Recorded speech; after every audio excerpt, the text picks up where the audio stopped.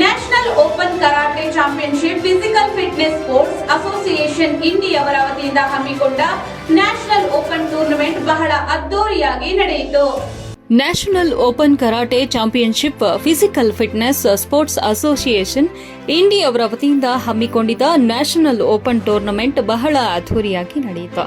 ಈ ಒಂದು ಸ್ಪರ್ಧೆಯಲ್ಲಿ ಕರ್ನಾಟಕ ಮಾತ್ರವಲ್ಲದೆ ಬೇರೆ ಬೇರೆ ರಾಜ್ಯಗಳಿಂದಲೂ ಬಂದು ಕರಾಟೆ ಟೂರ್ನಮೆಂಟ್ ಅಲ್ಲಿ ಭಾಗವಹಿಸಿ ಚಿನ್ನ, ಬೆಳ್ಳಿ ಹಾಗೂ ಕಂಚಿನ ಪದಕವನ್ನ ಪಡೆಯುವುದರ ಮೂಲಕ ತಮ್ಮ ಕರಾಟೆ ಪ್ರತಿಭೆಯನ್ನು ತೋರಿಸಿದ್ದಾರೆ.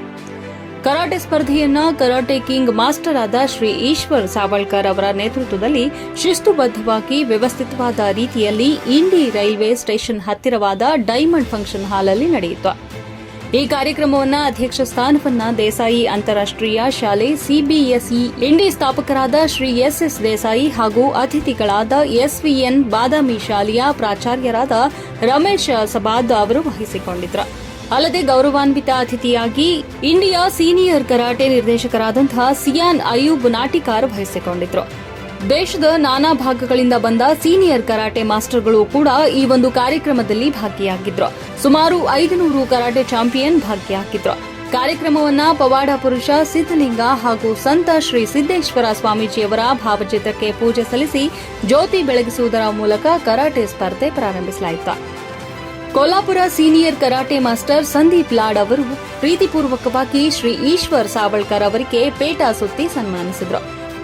ಕಾರ್ಯಕ್ರಮವನ್ನು ಉದ್ದೇಶಿಸಿ ಶ್ರೀ ಎಸ್ಎಸ್ ದೇಸಾಯಿ ಸರ್ ಮಾತನಾಡಿ, ಆತ್ಮರಕ್ಷಣಾ ಕಲೆಗಳಲ್ಲಿ ಒಂದಾಗಿರುವ ಕರಾಟೆಯನ್ನ ಈ ಒಂದು ಇಂಡಿ ತಾಲೂಕಿನಲ್ಲಿಯೂ ಕೂಡ ಖ್ಯಾತಿ ಹೊಂದುತ್ತಿದ್ದು, ಅದರ ಸದುಪಯೋಗವನ್ನ ಇಂಡಿ ಭಾಗದ ಮಕ್ಕಳು ಪಡೆದುಕೊಂಡು ತಮ್ಮನ್ನ ತಾವು ರಕ್ಷಿಸಿಕೊಳ್ಳುವಲ್ಲಿ ಸಬಲರಾಗಬೇಕು.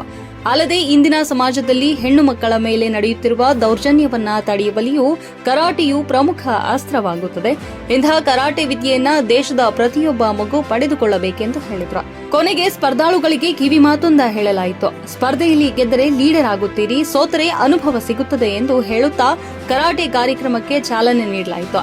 ಆಟದ ಮನೆಯಲ್ಲಿ ಎಲ್ಲಾ ಕರಾಟೆ ಚಾಂಪಿಯನ್ಗಳು ತಮ್ಮ ಕರಾಟೆ ಗಮ್ಮತ್ತನ್ನು ತೋರಿಸಿದ್ರು.